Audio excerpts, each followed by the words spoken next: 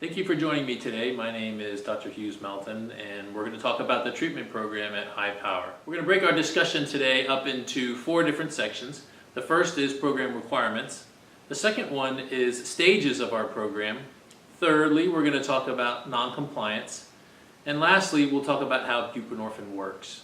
Program requirements can be broken up into a number of different activities: individual visits, group visits, support sessions, recovery logs, film counts, urine drug screens, and other components of the program are broken into motivational enhancement therapy, consultation, induction, stabilization, maintenance, and tapering.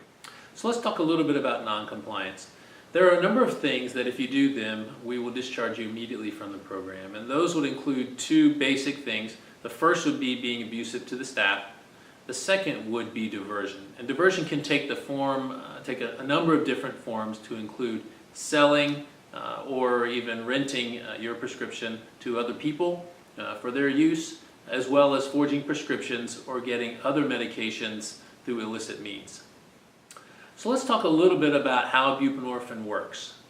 And we're going to talk about 3 major aspects to buprenorphine. The first is its partial agonist activity. The second is its affinity for the opioid receptor.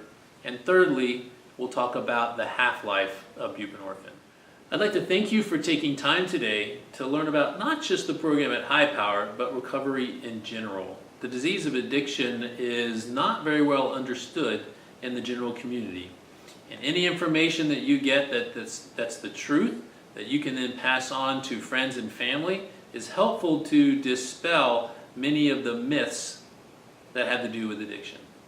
Addiction is a treatable disease. Patients who get into recovery and stay there for 2 years have over a 50% chance of being in recovery, in remission from a chronic relapsing disease for the rest of their life.